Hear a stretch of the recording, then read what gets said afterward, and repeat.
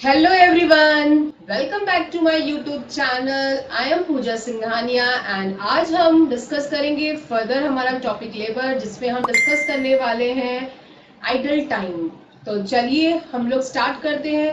और अगर आपने मेरा प्रीवियस पार्ट नहीं देखा इस वीडियो का तो आप देख लीजिएगा। चलिए अपने देखते हैं। First of all what is the meaning of the idle time. First हम लोग मीनिंग देखेंगे आइडल टाइम का, फिर हम लोग इसमें सम्स भी करने वाले हैं। ठीक है, तो आप मुझे बताइए, आपको पता है कि आइडल टाइम क्या होता है? नहीं पता होगा आपको, वैसा बात नहीं है।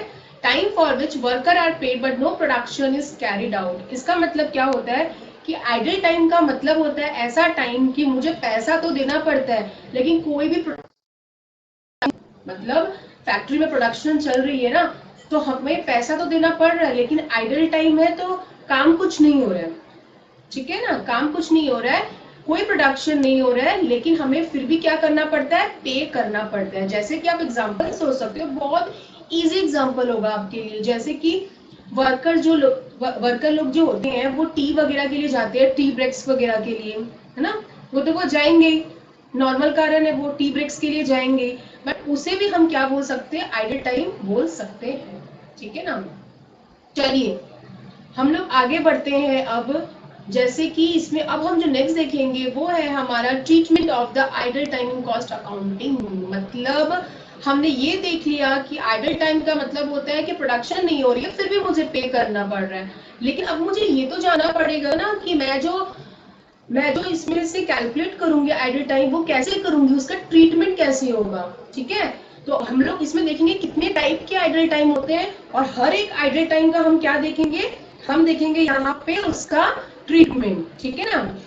तो पहला क्या है, पहला है हमारा नॉर्मल आइडल टाइम, फिर है नॉर्मल बट अनकंट्रोलेबल। मतलब आप एक चीज जान सकते हो कि दोनों, इसमें दोनों में डिफरेंस क्या, कंफ्यूज हो गए, लेकिन दोनों ही नॉर्मल है बट अनकंट्रोलेबल है। इसका मतलब जो पहला वाला है वो हमारा क्या है, कंट्रोलेबल है।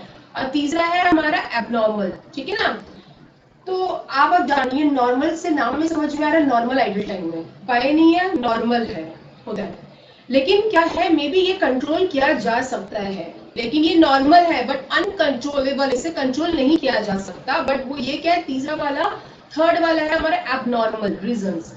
तो फर्स्ट वाले का मोस्ट इंपॉर्टेंट, आपको थ्योरी में भी आएगा, थ्योरी भी होगा, इसके बेस पे सम्स भी आएंगे, तो इसको अच्छे से पढ़िएगा आप। पहला है, अगर नॉर्मल आइडल टाइम है आपका तो आप क्या करोगे, उसको चार्ज करोगे किसमें, फैक्ट्री ओवरहेड्स में। किसमें, फैक्ट्री ओवरहेड्स में। एग्जाम्पल आप इसमें देख लीजिए क्या होगा, जैसे कि waiting for the material tools etcetera. Waiting for the material, अब ध्यान से सुनिएगा मेरा बात। Waiting for the material, suppose आप प्रोडक्शन कर रहे हो, अचानक मटेरियल खत्म हो गया, अब आप वेट कर रहे हो मटेरियल आएगा आएगा, ठीक है ना। तो वो क्या हो गया, नॉर्मल आइडल टाइम हो गया। लेकिन वो कंट्रोलेबल हो सकता है, कंट्रोल कर सकते हैं हम। अगर हम टाइम पे अपने मटेरियल को पहले ही एडवांस ले आए तो वो कंट्रोल किया जा सकता है, लेकिन वो नॉर्मल है फिर भी। तो उसे हम लोग क्या बोल सकते हैं, नॉर्मल आइडल टाइम। एग्जांपल है waiting for the material tools, या टूल्स के लिए वेट कर रहे हो। नेक्स्ट है अनकंट्रोलेबल। ऐसा है कि अनकंट्रोलेबल है तो इसे, इसका ट्रीटमेंट क्या होता है, पहले ये जानिए। Charge to the job, job में ही चार्ज करेंगे, लेकिन कैसे, वेज रेट को इंक्रीज करके। ठीक है, आप क्या करोगे, जॉब में ही, जो जॉब है उसी में चार्ज करोगे, लेकिन आप क्या करोगे, उसी में वेज का रेट बढ़ा दोगे। अगर वो क्या होगा, अनकंट्रोलेबल। बिकॉज ये अनकंट्रोलेबल, नॉर्मल है, कुछ किया नहीं जा सकता, मैनेजमेंट भी कुछ नहीं कर सकती इसमें, इसलिए हम लोग क्या करेंगे, उस जॉब में ही चार्ज कर देंगे। और तीसरा है हमारा, थर्ड है हमारा एबनॉर्मल। ये हम लोग क्या करेंगे, किसमें चार्ज करेंगे, हम लोग प्रॉफिट एंड लॉस अकाउंट। अब एक चीज जान लीजिए, कोई भी चीज अगर कहीं पे भी हम लोग पढ़े हैं लेबर चैप्टर में, अगर वो चीज एबनॉर्मल होती है तो वो कहाँ जाएगी, ऑलवेज वो हमेशा जाएगी हम लोग की जाएगी पीएनएल में। ठीक है, जैसे कि आप एग्जांपल ले सकते हो, flood, strikes, major machine breakdown. Major भयानक मशीन ब्रेकडाउन हो गई है, ठीक है ना। तो ये इसका एग्जांपल है। एबनॉर्मल कोई भी क्यों ना हो, हम लोग अगर किसी में पढ़े, एबनॉर्मल हमेशा कहाँ जाता है, प्रॉफिट एंड लॉस पीएनएल में जाता है। जैसे कि आप बोल सकते हो लाइक फ्लड आ गया, अब उपाय नहीं है, फ्लड आ गया, कुछ नहीं किया जा सकता, आइडल टाइम हो गया, कोई काम नहीं हो रहा है। ठीक है, मशीन ब्रेकडाउन हो गई, अचानक मशीन ब्रेकडाउन हो गई है, ठीक है, मशीन टूट गई है, ब्रेक हो गई है, कोई काम नहीं हो पा रहा है, ये क्या है, तो आपका एबनॉर्मल है। ठीक है, तो ये हमारा किसका एग्जाम्पल है, हमारा एबनॉर्मल का। मतलब आइडल टाइम आप ये बोल सकते हो।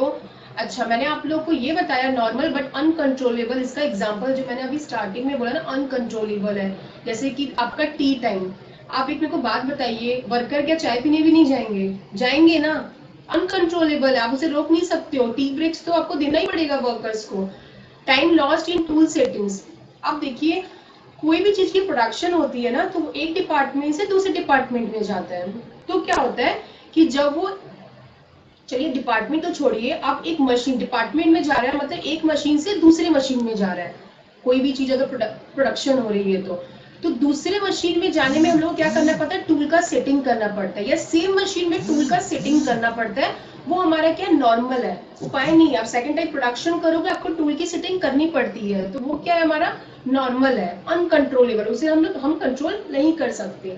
जैसे हम लोग टी ब्रेक्स को कंट्रोल नहीं कर सकते, इसलिए एग्जाम्पल किसका है, नॉर्मल, लेकिन वो अनकंट्रोलेबल है। Shifting from one job to another, जैसे मैंने कहा ना, एक डिपार्टमेंट से दूसरा डिपार्टमेंट, या टूल सेटिंग, मतलब मशीन को सेकंड टाइम प्रोडक्शन करेंगे तो वापस से उसका टूल वापस से उसको सेट करना पड़ेगा सेकंड टाइम प्रोडक्शन में। तो ये इसके क्या है, नॉर्मल बट अनकंट्रोलेबल के एग्जांपल्स है। तो मैं आपको एक बार फिर बोल दे रही हूँ, हम लोग आइडल टाइम का मतलब होता है कि प्रोडक्शन नहीं हो रहा है फिर भी मुझे वर्कर्स को पे करना पड़ता है, ठीक है ना।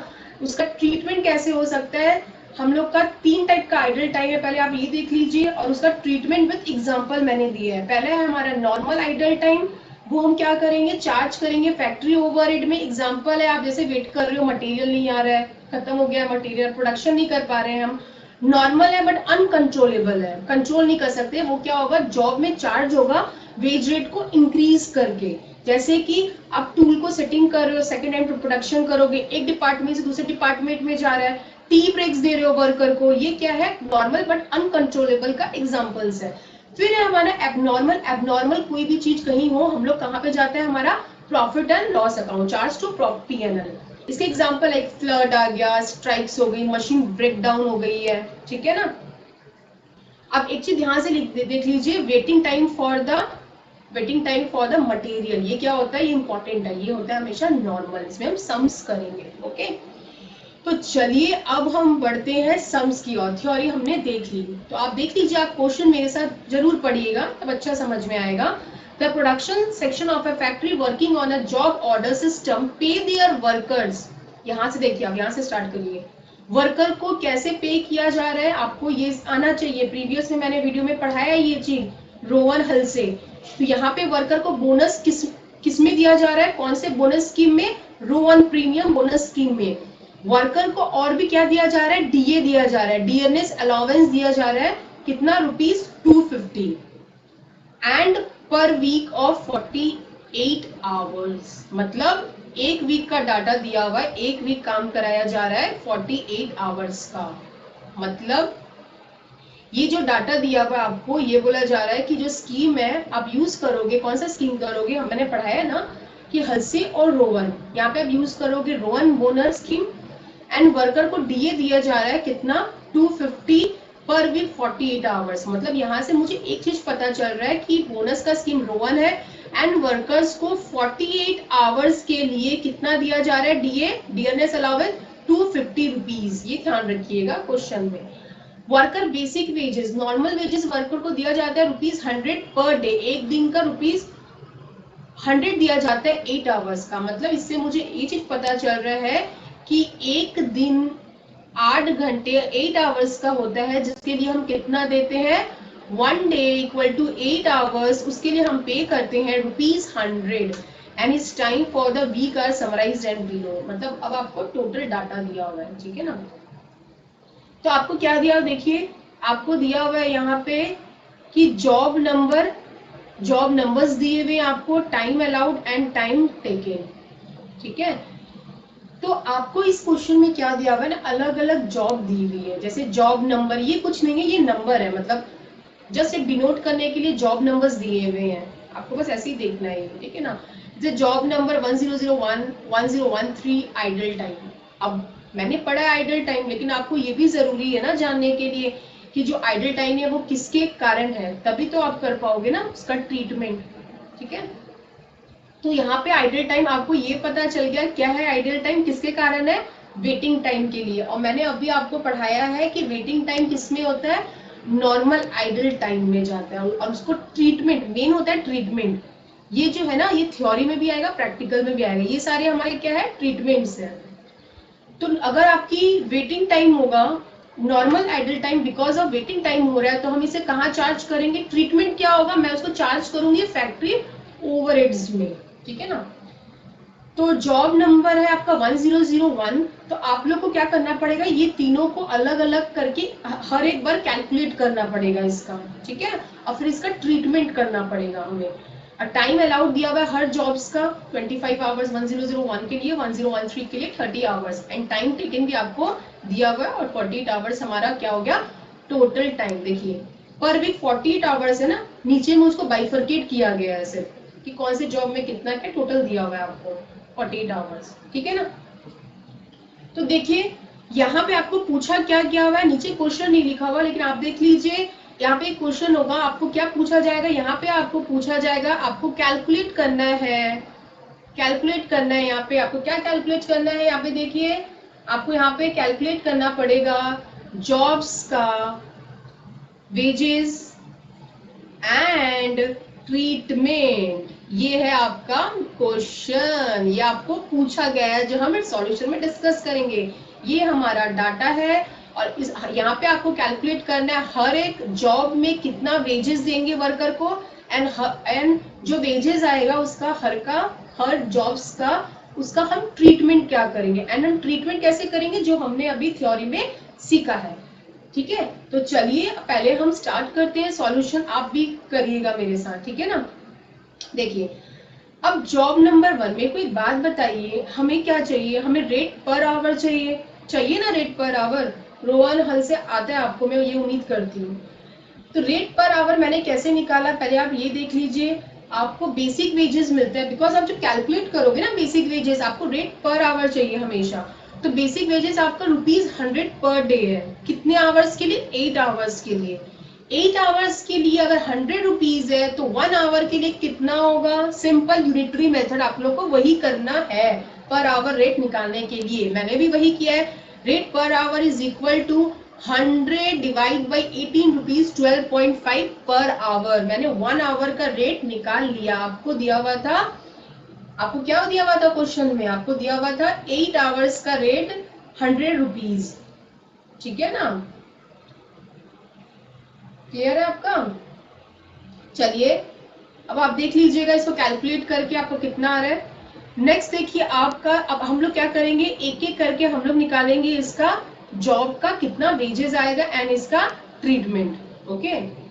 तो फर्स्ट देखिए, फर्स्ट जो हम निकाल रहे हैं वो हम निकालेंगे जॉब नंबर 1001 का, जिसमें हमें क्या निकालना है, टोटल वेजेस निकालना है हमें। तो हम क्या करेंगे, हम करेंगे, आप टोटल वेजेस भी बोल सकते हो, अर्निंग भी बोल सकते हो। तो इसमें बेसिक वेजेस का फॉर्मूला आपको अच्छे से पता होना चाहिए, time taken plus rate per our. तो मेरा टाइम टेकन कितना है, आप ध्यान देखिए, अलग अलग जॉब्स के लिए कैलकुलेट कर रही हूँ मैं। तो जॉब नंबर 1001 का देख के से मेरे को बोलिए टाइम अलाउड कितना है, 25 आवर्स, और टाइम टेकन है 20 आवर्स। तो यहाँ पे मुझे क्या लेना है, बेसिक वेजेस निकालने के लिए टाइम टेकन, तो मैंने क्या कर लिया, 20 मल्टीप्लाई रेट पर आवर। अभी आप लोग ने निकाला है ना, आप लोग ने कितना निकाला है, 12.5 पर आवर। तो मैंने मल्टीप्लाई कर दिया 12.5 पर आवर, तो मेरा कितना आया 250। एंड बोनस मैंने किससे निकाला, आप मुझे बताइए, आपको क्वेश्चन में दिया हुआ था रोहन, तो मैं भी रोहन से करूंगी, रोहन से आप निकालोगे, फॉर्मूला है ये वाला, पता होना चाहिए आपको, टाइम से multiply by rate per our multiply by time taken by time allowed. आप बस सिंपली पुट कर दीजिए जो भी आपका आया है। टाइम से होप आपको समझ में आ रहा होगा। 25 आपको अलाउ किया गया है, स्टैंडर्ड टाइम है, लेकिन आपने 20 आवर्स लिया, तो आपने कितना टाइम सेव किया, 5 आवर्स का, ठीक है। तो यहाँ पे मैंने क्या लिख दिया, मैंने लिख दिया 5 आवर्स टाइम सेव हुआ है। रेट पर आवर ऊपर निकाला वही है, वही चीज लिखना है 12.5। टाइम टेकिंग तो इस जॉब में ऑब्वियस कितना है, 20 आवर्स, 20 लिख दिया, और टाइम अलाउड कितना है, टाइम अलाउड है मेरा 25 आवर्स, मैंने लिख दिया यहाँ पे 25 आवर्स। सिंपली अगर आपको फॉर्मूला आता है आप पुट करोगे, आपका आंसर आ जाएगा ₹50। डीएनएस अलाउंस मेरे को कितना है, ये मोस्ट इंपॉर्टेंट है, मतलब इजी है, इंपॉर्टेंट है बट इजी है। मैंने कराया ना, आप कितना दे रहे हो, 250 आप दे रहे हो यहाँ पे, आप यहाँ पे 250 दे रहे हो ना, कितना के लिए बताइए मेरे को, आप 250 दे रहे हो पर वीक, कितने के लिए, 48 आवर्स के लिए। मतलब ये जो आपको ऊपर डाटा दिया हुआ है डीए अलावेंस का, जो आप 250 रुपीज दे रहे हो, ये कितने आवर्स का बात हो रहा है, ये पर वीक ऑफ 48 आवर्स का बात हो रहा है। मीन्स आप 48 आवर्स के लिए पे कर रहे हो, कितना, unitary method, simply unitary method. अगर आप 48 आवर्स के लिए पे कर रहे हो कितना, 250 रुपीज, तो जॉब 1001 में आप टाइम कितना लिए हो, 20 आवर्स, तो आपको कितना डीए मिलना चाहिए, सिंपल यूनिटरी मेथड कर दीजिए। 20 आवर्स का कितना होगा, 250 बाई 48 इंटू मल्टीप्लाई 20। तो आप देख लीजिए मैंने भी वही किया है actually, 250 multiply by 20 divide by 48, तो मेरा कितना आ गया 104.17। सिंपली आप सभी को ऐड कर दीजिए तो आपको निकल जाएगा कि टोटल अर्निंग या हमारा वेजेस का कॉस्ट क्या है फॉर द जॉब 1001। तो मेरा कॉस्ट कितना आ गया 404.17। सिंपली नेक्स्ट का भी सेम आपको करना है, जैसे मैंने फर्स्ट वाले जॉब का किया 1013 भी सेम आपको करना है। बेसिक वेजेस आप कर लीजिए, ये भी वही फॉर्मूला हो जाएगा, time taken multiply by rate per our, rate per our तो सेम होगी, आपने कर लिया। अब बोनस भी आप लोग, आपको जो बोल दिया गया है स्टार्टिंग में बोनस, अब हर चीज के लिए सेम लोगे ना, रो वन लोगे, यहाँ पे भी रो वन लोगे।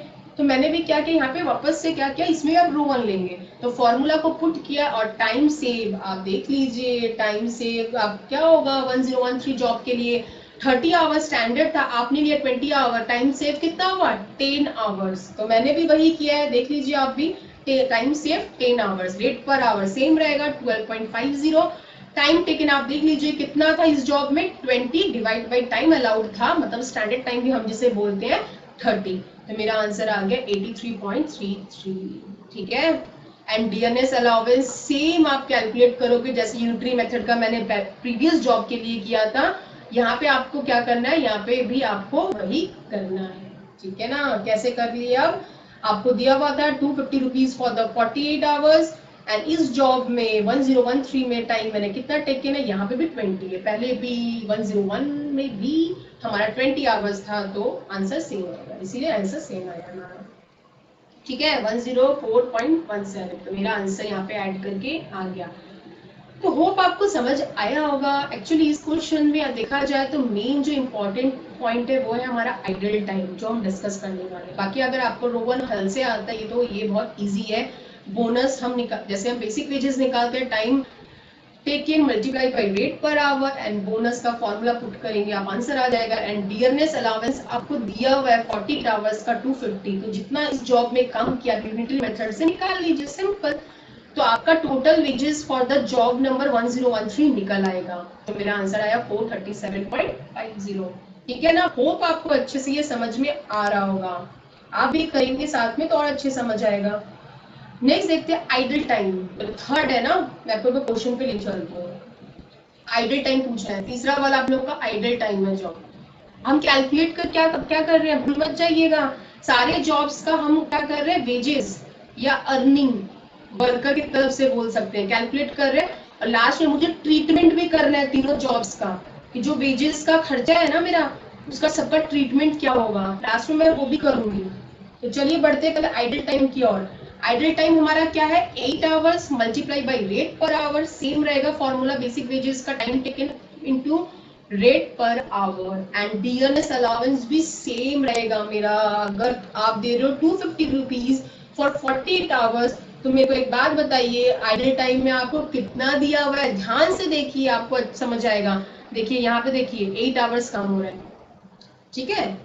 अब ध्यान से मेरी बात एक बार सुन लीजिए, आपको लगेगा कि मैं आइडल टाइम के लिए बेसिक वेजेस का कैलकुलेट कर रही हूँ, काम तो कुछ नहीं हो रहा। मैंने डेफिनेशन में भी यही बताया कि काम कुछ नहीं होता है, कोई प्रोडक्शन नहीं होती है, फिर भी हमें क्या करना पड़ता है, वेजेस देना पड़ता है। बट एक चीज ध्यान रखिएगा, जब आपको आइडल टाइम दिया रहेगा ना, आप उसमें बोनस मत कैलकुलेट करिएगा, आपको डीए कैलकुलेट करना पड़ेगा, बेसिक वेजेस कैलकुलेट करना पड़ेगा, लेकिन आप उसमें बोनस कैलकुलेट मत करिएगा। बिकॉज आप खुद ही बोलिए, एक तो वो आइडल टाइम है, कोई काम नहीं हो रहा, नॉर्मल वेजेस बेसिक वेजेस मैं दे रही हूँ, ऊपर से उसको बोनस भी दूं, नहीं ना। बोनस हम क्यों देते हैं? अगर हम अच्छा काम करते हैं या हम एफिशिएंट होते हैं, ज्यादा काम कर रहे हैं, तब मुझे बोनस मिलता है। आइडल टाइम में तो कहाँ से बोनस मिलेगा? इसीलिए आप ये चीज बहुत इंपॉर्टेंट है, ध्यान रखिएगा। जब भी आइडल टाइम होगा, बेसिक वेजेस तो कैलकुलेट होगा। अगर डियरनेस अलाउंस दिया हुआ है, डीए दिया हुआ है, तो वो भी कैलकुलेट कर लीजिएगा, बट बोनस मत दीजिएगा, वेरी इंपॉर्टेंट।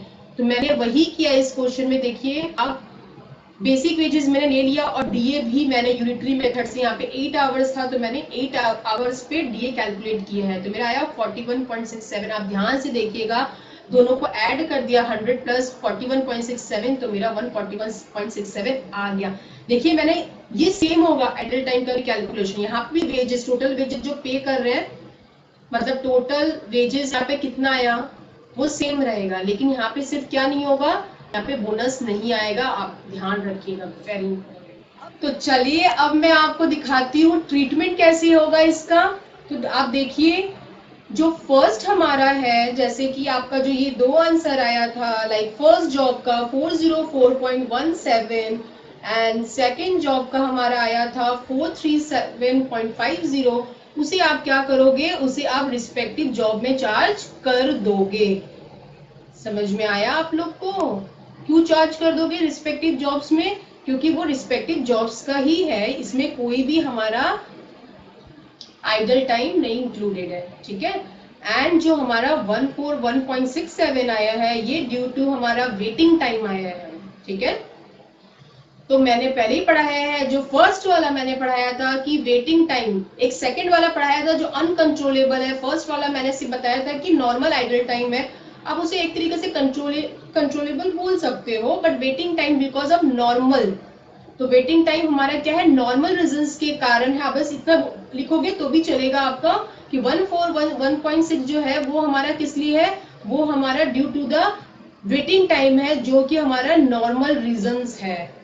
तो हम लोग इसको कहाँ चार्ज करेंगे, हम इसे चार्ज करेंगे फैक्ट्री ओवरहेड्स में, ठीक है ना। और हमारा जो फर्स्ट दो जॉब का जो आया है हमारा वेजेस का टोटल कॉस्ट, वो हम क्या करेंगे, उसके रिस्पेक्टिव जॉब्स में चार्ज करेंगे, ठीक है। तो ट्रीटमेंट हम लोग ने अच्छे से सीख लिया, आपको कुछ नहीं करना है। फर्स्ट दो जॉब्स में जो हमारा वेजेस आया वो नॉर्मल आप क्या करोगे, रिस्पेक्टिव जॉब में कैलकुलेट कर दोगे, मतलब चार्ज कर दोगे। एंड जो हमारा आइडल टाइम की वजह से जो वेजेस आया है, खर्चा है, उसका जो वेजेस है, कॉस्ट है हमारा, वो हम क्या करेंगे, ड्यू टू वेटिंग टाइम है जो कि नॉर्मल रिजल्ट है, हम इसे क्या करेंगे, फैक्ट्री ओवरहेड में चार्ज कर देंगे। क्लियर है? होप आपको अच्छे से समझ में आया होगा। मेन इसमें इंपॉर्टेंट ये लास्ट वाला था, बिकॉज ये आइडल टाइम से रिलेटेड है, इसीलिए मैंने ये वाला सम आपको कराया। अब एक जो मोस्ट इंपॉर्टेंट सम है, आप एग्जाम में श्योरली करके जाइएगा, बहुत इंपॉर्टेंट है, वो है हमारा ये क्वेश्चन। आप देख लीजिए, मैं आपको फटाफट ही समझा देती हूँ। इसमें हमारा क्या है, इसमें हमारा, होप आपको कॉस्ट शीट आता होगा, इसमें आपका कॉस्ट शीट का भी यूज आएगा। क्या है क्वेश्चन, देख लीजिए आप, ये एक तरीका का मैंने मिसलेनियस क्वेश्चंस में लिया है आपके, ठीक है, देख लीजिए आप। From the following data calculate the work cost, आपको कैलकुलेट करना है work cost, very important exams के लिए। For the job perform by Ajay and Saurabh, Ajay and Saurabh का डाटा दिया हुआ है, जॉब का टाइम अलाउड याद रखिएगा 100 यूनिट्स के लिए आपको दिया हुआ है, अजय का 40 आवर्स, सौरभ का 42 आवर्स। पर यूनिट का रेट हमारा कितना है, ₹3, सौरभ का ₹4। रेट पर आवर कितना, 1 घंटे का ₹8 अजय का, सौरभ का ₹12। एक्चुअल टाइम कितना लिया अजय ने, 48 आवर्स एंड सौरभ ने लिया 70 आवर्स। कितना यूनिट प्रोड्यूस्ड हुआ, अजय ने प्रोड्यूस किया 150 यूनिट, सौरभ ने प्रोड्यूस किया 200 यूनिट्स, ठीक है। Material cost per job, material cost per job Ajay का है 668 एंड सौरभ का है 1020। अब बोनस प्लान है हमारा, अजय के लिए हमारा हल से यूज करेंगे एंड सौरभ के लिए हम क्या यूज करेंगे, रोवन यूज करेंगे। फैक्ट्री ओवरहेड अजय का क्या है 150% ऑफ वेजेस एंड सौरभ का है 100% ऑफ द वेजेस। ये हमको पूरी डाटा दिया हुआ था, आपको कॉस्ट आना चाहिए थोड़ा बहुत इसके लिए। तो चलिए हम सॉल्व करते हैं इसका। हम लोग को वर्क कॉस्ट कैलकुलेट कर रहे हैं, ध्यान से आप देखिएगा। तो पहले मैं क्या निकालूंगी, स्टैंडर्ड टाइम हमें चाहिएगा on the basis of actual production. तो अजय के लिए स्टैंडर्ड टाइम क्या होगा, आप ध्यान से देखिए, आपको दिया हुआ है टाइम अलाउड 100 यूनिट्स के लिए दिया हुआ है, कितना आपको 100 यूनिट्स के लिए दिया हुआ है 40 आवर्स अजय को दिया गया है। अजय ने एक्चुअली कितना बनाया है 150 यूनिट्स, तो मैं इसका निकाल लूंगी कि स्टैंडर्ड टाइम अजय के लिए कितना है 40 आवर्स अगर 100 यूनिट्स के लिए, लेकिन अजय ने बनाया है 150 यूनिट्स, तो मेरा क्या आ जाएगा अजय के लिए standard time 60 hours. Same for the Saurabh calculate करेंगे। देखो सौरभ को कितना दिया हुआ है, सौरभ को दिया गया है कि टाइम अलाउड 100 यूनिट्स के लिए किया गया है 42 आवर्स, लेकिन इसने एक्चुअल बनाया है 200 यूनिट्स। तो कितना होगा, सौरभ के लिए स्टैंडर्ड टाइम होगा 100 यूनिट्स के लिए 42 आवर्स, तो इसने बनाया है 200, तो for the Saurabh standard time हो गया 84 आवर्स।